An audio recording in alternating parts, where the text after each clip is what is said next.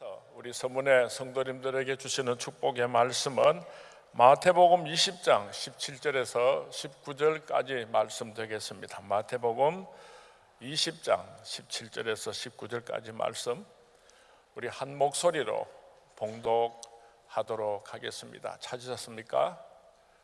같이 봉독합니다. 시작. 예수께서 예루살렘으로 올라가려 하실 때에 12 제자를 따로 데리시고 길에서 이르시되 보라, 우리가 예루살렘으로 올라가노니 인자가 대제사장들과 서기관들에게 넘겨지매 그들이 죽이기로 결의하고 이방인들에게 넘겨주어 그를 조롱하며 채찍질하며 십자가에 못 박게 할 것이나 제3일에 살아나리라. 아멘. 아멘. 메뚜기하고 하루살이하고 하루 종일 재미있게 놀았습니다. 금방 저녁이 되었습니다. 그래서 메뚜기가 하루살이에게 See you again, 내일 다시 만나자 하고 인사를 했습니다. 그런데 이 하루살이는 내일을 모릅니다. 내일이 뭐야? 내일이 뭐야? 그래서 메뚜기가 내일에 대해서 자세하게 설명을 해줍니다. 잠시 후면은 온 세상이 컴컴하게 되고 하늘에서 별이 반짝거리게 될 거야. 그것이 바로 어두운 밤이 찾아왔다는 것이고, 그리고 하룻밤 잠을 자고 나면 아침에 다시 동쪽에서 해가 떠오르게 되는데 그때 아침이 찾아와. 그것이 바로 내일이야 하고 자세하게 메뚜기는 하루살이에게 내일에 대하여서 설명을 해 주었습니다. 그래도 하루살이는 하루만 살고 죽으니까 내일을 모르잖아요. 도무지 이해를 못 하더랍니다. 메뚜기는 하는 수 없이 옆에 있는 개구리와 같이 놀기 시작을 했습니다. 그렇게 한 계절이 지나갔습니다.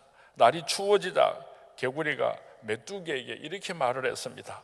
야, 메뚜기야, 원래 우리가 참 재밌게 잘 놀았는데 이제 헤어지고 내년에 만나서 다시 놀자 그랬습니다. 그랬더니 메뚜기가 내년이 뭐야? 메뚜기는 한 해만 살고 죽으니까 내년을 모르잖아. 내년이 뭐냐고 물었습니다. 그래서 개구리가 친절하게 내년에 대하여서 설명을 해줍니다. 조금 있으면 날씨가 추워지기 시작하고 눈이 펑펑 내리게 되고 온 세상은 다 얼게 될 거야. 나는 그때쯤 땅속에 들어가서 깊은 잠을 자고 내년 봄이 되면은 싹이 이렇게 터올 때에 나는 깨어나서 밖으로 나올 텐데 그때가 바로 봄이야 하고 봄에 대하여서 내년에 대하여서 자세하게 설명을 해 주었지만은 메뚜기는 아무리 이해를 하려고 해도 내년을 이해할 수가 없었다고 합니다. 하루살이에게 내일을 설명한다는 것은, 메뚜기에게 내년을 이야기한다고 하는 것은 어쩌면 속위에 경일기 있는지도 모릅니다. 이 세상에는 크게 두 종류의 사람들이 함께 살아갑니다. 한 종류는 하나님께서 택하시고 구원하시기로 작정하신 하나님의 백성들이 있고, 또 다른 한 인류는 하나님께서 버리기로 작정한 사람들이 있습니다. 하나님께서 선택하지 않은 사람에게 천국에 대해서 아무리 이야기를 해도 그 사람들이 이해할 수가 없습니다.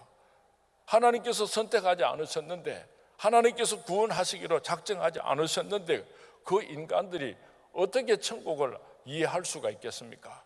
우리가 전도를 하다가 보면요, 이상하게 너무 쉽게 상대방이 복음을 받아들이는 경우가 있는데 하나님께서 그 사람을 예정하시고 선택하셨기 때문인 것입니다.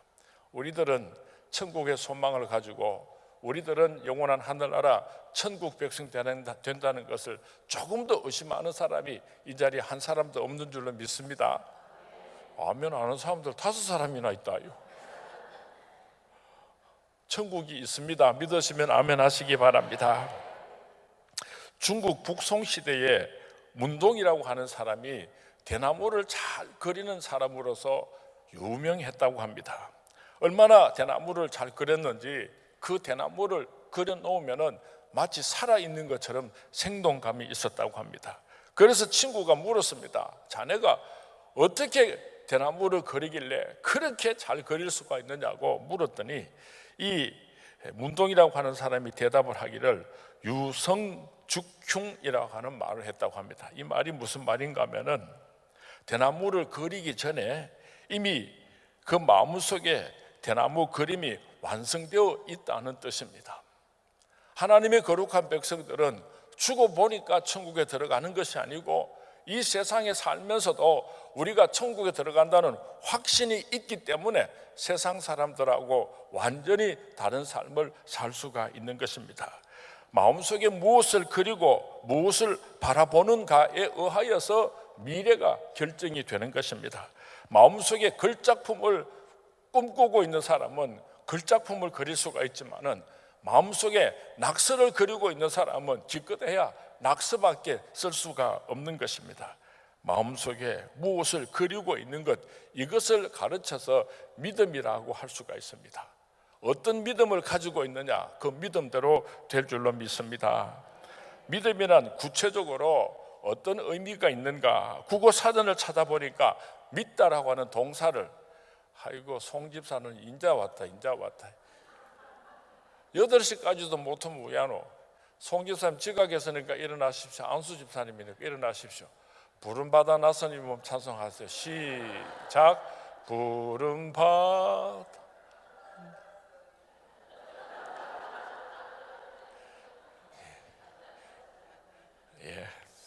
믿음이란 구체적으로 어떤 것인가, 국어사전을 찾아보니까 믿다라고 하는 동사의 의미를 세 가지로 설명을 하고 있습니다. 첫 번째로는 어떤 사실이나 말을 꼭 그렇게 될 것이라고 생각하거나 그렇다고 여기는 것이다. 두 번째로는 어떤 사람이나 대상에 의지하며 그것이 기대를 저버리지 않을 것이라고 굳게 여기는 것이다. 그렇습니다. 세 번째로는 절대자나 종교적 이념을 받들고 따르다라고 그렇게 국어사전에 믿다라고 하는 동사를 설명하고 있습니다. 신약 성경의 기록 문자인 헬라어는 믿음은 피스티스인데 그 피스티스라고 하는 단어는 신뢰, 확신, 확실성, 확고한 신념 이런 뜻을 가지고 있고 신뢰할 수 있음, 의지할 수 있다는 뜻을 가지고 있습니다. 그리고 보증, 증명, 신실성이라 그렇게 해석을 할 수가 있습니다. 종합적으로 정리를 해보면은 우리가 믿는다고 하는 말은 세 가지 깊은 의미를 가지고 있습니다. 첫 번째로는 인정하다, 신뢰하다라고 하는 의미를 가지고 있고, 두 번째로는 받아들이다, 수용한다는 뜻을 가지고 있고, 세 번째로는 의지하다, 맡기다는 뜻을 가지고 있습니다. 우리 그리스도인들이 어떤 믿음을 가져야지 되겠습니까? 우리 그리스도인들이 어떤 믿음을 가지고 살아가야 되겠습니까? 네 가지를 말씀드리겠는데요. 첫 번째로는요, 나는 하나님의 사랑을 받는 사람이다. 한번 따라 하십시오. 나는 하나님의 사랑을 받은 사람이다. 하나님이 세상을 이처럼 사랑하사, 하나님이 이상민이를 이처럼 사랑하사, 하나님께서 나를 사랑하사 독생자를 주셨으니, 하나님께서 나를 얼마나 사랑하시는지 독생자 예수님을 아낌없이 나를 위해서 이 땅에 보내셨습니다. 하나님께서 나를 사랑한다고 하는 사실을 믿을 수 있게 되기를 바랍니다. 두 번째로는 나는 용서받은 사람이라는 확신을 가지시기 바랍니다. 한번 따라 하십시오. 나는 용서받은 사람이다. 영원히 죽었던 나이지만은, 영원히 죽을 수밖에 없는 나이지만은 예수 그리스도의 십자가를 통하여서 용서받은 사람입니다. 용서받지 못한 사람과 용서받은 사람의 차이는 이루 말할 수가 없습니다. 용서받지 못한 사람은 일평생 죄책감을 가지고 두려움 가운데 살아가지만은, 용서를 받은 사람은 얼마나 행복하고 자유롭게 살아가게 되는지 모릅니다. 내가 하나님으로부터 용서받은 사람이라는 확실한 믿음을 가질 수 있게 되기를 바랍니다. 세 번째로는 나는 능력 있는 사람이다. 한번 따라 하시기 바랍니다. 나는 능력 있는 사람이다. 빌립보서 4장 13절에서 능력 주시는 자 안에서 모든 것을 할 수 있느니라. 믿는 자에게는 능치 못할 일이 없느니라. 나는 비록 연약하고 초라하지만은 하나님께서 나와 함께 하시기 때문에 나는 능력 있는 사람이라는 믿음을 가질 수 있게 되기를 바랍니다. 그리고 네 번째로요, 나는 천국 가는 사람이다. 한번 따라 하십시오. 나는 천국 가는 사람이다. 하루살이나 메뚜기는 내일도 모르고 내년도 모르지만은요, 우리는 영원한 천국 백성들입니다. 세상 사람들하고 구별되었다는 것을 기억하시기 바랍니다. 한 번 더 따라 하십시오. 나는 천국 가는 사람이다. 예수님께서 어떻게 십자가를 지시고 온 인류를 구원하시고 하나님께서 주신 그 영광스러운 사명을 감당하실 수가 있었는가? 예수님에게도 믿음이 있었습니다. 예수님에게 바라봄이 있었고 예수님에게 믿음이 있었기 때문에 그 십자가의 길을 승리하고 달려가실 수가 있었던 것입니다. 예수님께서 3년간의 공생애를 거의 마무리할 즈음이 되어서 자기 자신이 순환을 당하고 죽게 되고 그리고 부활할 것이라고 3번씩이나 예고를 하셨습니다. 예고하신 성경 말씀을 소개합니다. 마태복음 16장 21절 말씀입니다. 주는 그리스도시요 살아계신 하나님의 아들이시니이다. 베드로가 그렇게 신앙 고백을 했을 때 바로 그 다음에 예수님께서 나는 고난을 받고 죽고 부활하게 될 것이라고 말씀하셨습니다. 우리 한번 같이 봉독합니다. 21절 말씀입니다. 시작. 이때로부터 예수 그리스도께서 자기가 예루살렘에 올라가 장로들과 대제사장들과 서기관들에게 많은 고난을 받고 죽임을 당하고 제3일에 살아나야 할 것을 제자들에게 비로소 나타내시네. 두 번째 예수님께서 고난을 받으실 것을 예고하셨는데 마태복음 17장 22절 23절 말씀입니다. 같이 봉독합니다. 시작. 갈릴리에 모일 때에 예수께서 제자들에게 이르시되 인자가 장차 사람들의 손에 넘겨져 죽임을 당하고 제3일에 살아나리라 하시니 제자들이 매우 근심하더라. 세 번째 예수님께서 고난 당하시고 십자가에 못 박혀 죽으실 것을 예언하셨는데 오늘 읽어드린 우리 성경 말씀 마태복음 20장 17절에서 19절 말씀입니다. 같이 봉독합니다. 시작. 예수께서 예루살렘으로 올라가려 하실 때에 12 제자를 따로 데리시고 길에서 이르시되 보라 우리가 예루살렘으로 올라가노니 인자가 대제사장들과 서기관들에게 넘겨지매 그들이 죽이기로 결의하고 이방인들에게 넘겨주어 그를 조롱하며 채찍질하며 십자가에 못 박게 할 것이나 제3일에 살아나리라. 예수님께서 3번씩이나 사랑하는 제자들에게 나는 고난을 받을 것이고 나는 십자가에 못 박혀 죽을 것이고 사흘 만에 죽은 자 가운데서 부활할 것이다 하고 말씀을 하셨습니다. 그러면 예수님의 제자들의 반응은 어떠했는가? 참 기가 막힙니다. 첫 번째 순환 예고를 하셨을 때 제자들은 전혀 이해하지를 못했습니다. 두 번째 순환 예고를 하셨을 때에 제자들의 반응은 몹시 슬퍼했다, 걱정했다고 기록하고 있습니다. 아마 이것은 예수님에 대한 인간적인 정 때문이었을 것입니다. 세 번째 예수님께서 순환을 예고하셨을 때 제자들이 아무런 관심이 없는 모습을 마태복음 20장 20절에서 23절 말씀에 기록하고 있습니다. 그들은 서로 높은 자리를 차지하려고 예수님께서 다스리는 나라가 오게 되면은 내가 영의정을 하겠습니다. 내가 좌의정을 하겠습니다. 서로 높은 자리를 차지하려고 다투는 모습을 성경 말씀에는 기록을 하고 있습니다. 참 기가 막히죠. 예수님께서는 지금 십자가에 못 박혀 죽으실 것을 사랑하는 제자들에게 그렇게 말씀하고 있는데 예수님의 제자들은 예수님의 죽음에 대해서는 아무런 관심도 없고 서로 높은 자리 차지하려고 그렇게 다투었던 날입니다. 예수님께서 얼마나 크게 실망하셨겠습니까? 그런데 우리가 조금만 더 생각을 해보면요, 예수님의 제자들의 모습이나 오늘 우리들의 모습이나 별반 다를 것이 없어요.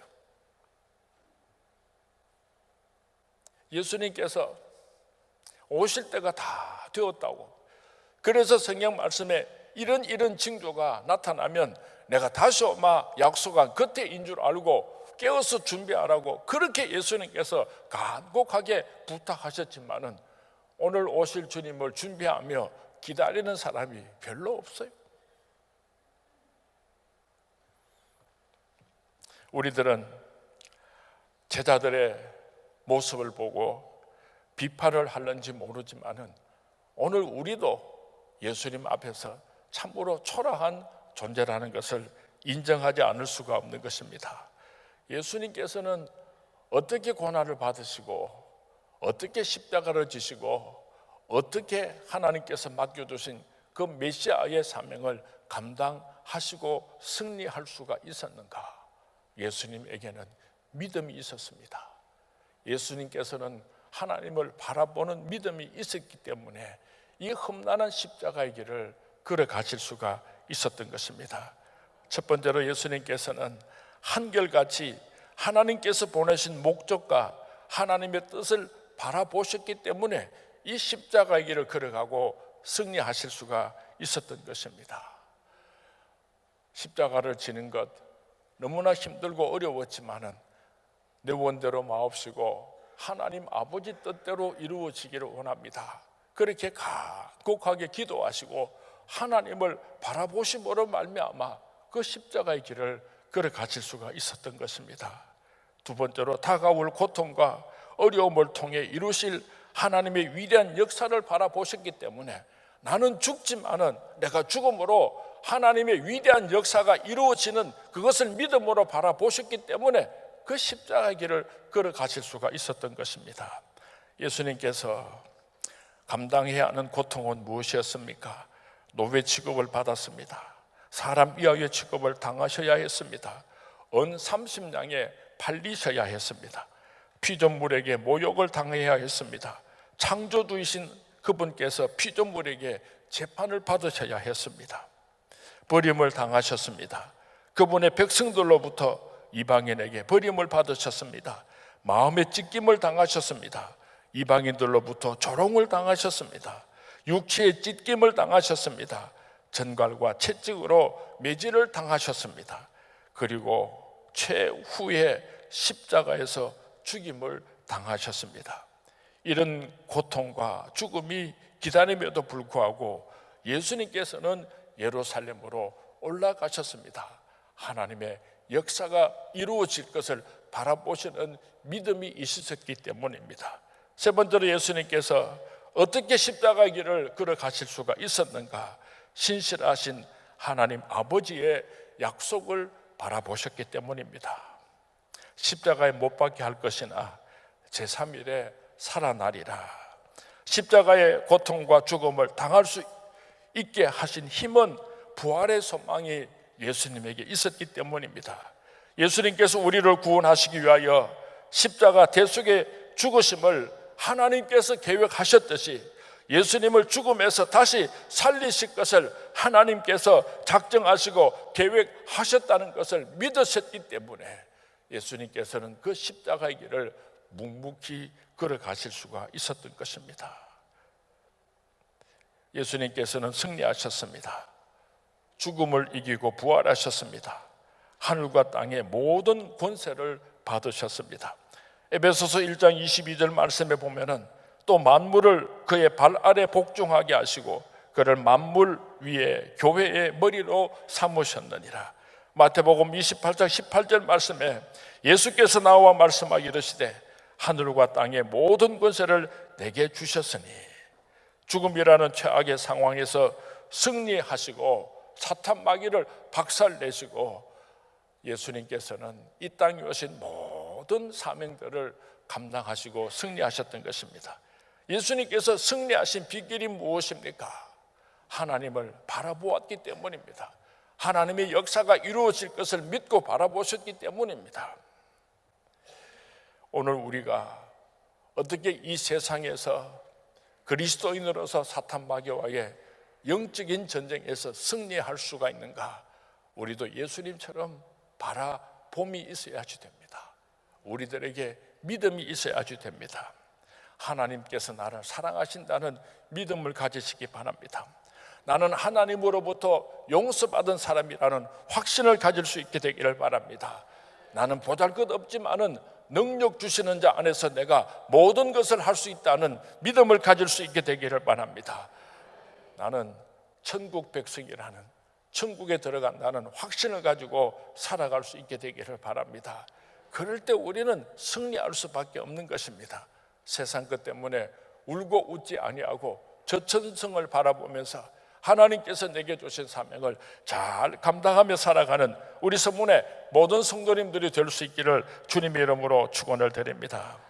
믿음은 절망적인 상황과 환경 속에서도 하나님을 의지하여 앞으로 발을 내디디는 것입니다. 예수님께서는 믿음으로 승리하셨습니다. 그리고 오늘 예수님께서 우리에게 말씀하십니다. 너희들도 믿음으로 승리할 수 있다. 염려하지 말라. 겁내지 말라. 오늘 맨 마지막에 불렀던 찬송이 그 가사가 참 좋아요. 베드로가 성난 파도 위를 걸어갈 수 있었을 때는 믿음이 있었을 때입니다. 의심할 때는 바닷속에 빠지고 말았던 것을 우리가 기억해야 할 것입니다. 세상 끝날까지 내가 너희와 항상 함께 있으리라 약속하신 예수님의 음성을 기억할 수 있게 되기를 바랍니다. 우리 남자들의 로망 가운데 하나는 아놀드 슈왈제네거와 같은 멋진 근육을 가지는 것입니다. 와, 저런 근육을 저도 한 17, 18 이런 나이에 저 보디빌을 해가지고 상당히 몸이 좋았었는데 이제는 할 수 없지만 참 저렇게 멋있죠. 어떻게 저런 참 멋있는 몸을 만들 수가 있는가? 이것은 한계에 도전할 때에 이루어진다고 합니다. 예를 들어서 헬스장에 가서 우리가 보통 사람이 한 10개쯤 10개를 들 수 있는데 여기서 끝을 내는 게 아니고 11, 12 내가 10개를 들 수 있는 한계를 넘어서서 하나, 둘, 셋 더 들게 될 때 그때부터 시작해서 나의 근육이 그렇게 우람하게 발달을 하기 시작을 한다고 합니다. 내가 할 수 없다고 생각하는 것을 한 번 더 도전하고 한 번 더 들어보고 막 힘이 들기도 하고 막 굉장히 어려움이 있지만 그것을 극복하고 그렇게 한 번, 두 번, 세 번 더 그렇게 도전을 하는 가운데 내가 이런 멋있는 몸을 가지게 된다고 합니다. 우리 신앙생활도 마찬가지인 것입니다. 우리 생각의 한계, 경험의 한계가 도달했을 때 믿음으로 한 발자국 더 나가게 되고 순종하고 한 걸음 더 나가게 될 때에 신앙의 근육이 붙게 되는 것입니다. 처음 한 발을 내디디는 것은 두렵기도 하고 어렵겠지만 그래도 또 한 발을 더 내디디고 또 한 발을 더 내디딜 때에 우리는 신앙인으로서 멋있는 모습으로 변화되고 성숙해가게 될 것입니다. 주님의 약속을 믿고 그분의 신실하심과 우리를 사랑하심을 의지하고 한 걸음 더 내디딤으로 말미암아 믿음의 사람들로 성장해 갈 수 있게 되기를 주님의 이름으로 축원을 드립니다. 승리하신 예수님을 바라보십시다. 예수님께서는 승리하는 삶을 사셨습니다. 우리도 매일의 삶 속에서 예수님을 닮아갔으면 좋겠습니다. 그분이 승리하셨듯이 우리도 승리하는 사람들이 될 수 있기를 바랍니다. 마지막으로 믿음이라는 줄이라고 하는 재미있는 이야기를 하나 해드리겠습니다. 한 소년이 연을 날리고 있었습니다. 그런데 그 연이 너무 높이 올라가서 그만 그 연이 더 이상 보이지를 않았습니다. 지나가던 사람이 소년에게 물었습니다. 야, 이 꼬마야, 연이 어디 있는지 안 보이는구나. 너는 연이 어디 있는지 아니? 하고 물어보았습니다. 소년이 대답을 했습니다. 그럼요, 이 줄을 잡아보세요. 이 줄이 탱탱하잖아요. 내 눈에 보이지 않지만은 이 줄이 탱탱한 그 끝에 연이 지금 달려 있어요. 하고 자신 있게 말을 했다고 합니다. 하나님이 우리 눈에 보이지 않지만은요, 믿음의 줄을 꼭 잡고 있는 사람은 그 믿음의 줄이 탱탱한 것을 가지고 하나님께서 나와 함께 하시고 하나님께서 나를 지켜보시고 하나님께서 나에게 오늘도 크신 은혜를 베풀어 주시는 것을 느끼면서 살아가는 우리 서문의 모든 성도님들이 될 수 있기를 주님의 이름으로 축원을 드립니다. 믿음은 바라는 것들의 실상이요 보지 못하는 것들의 증거니라.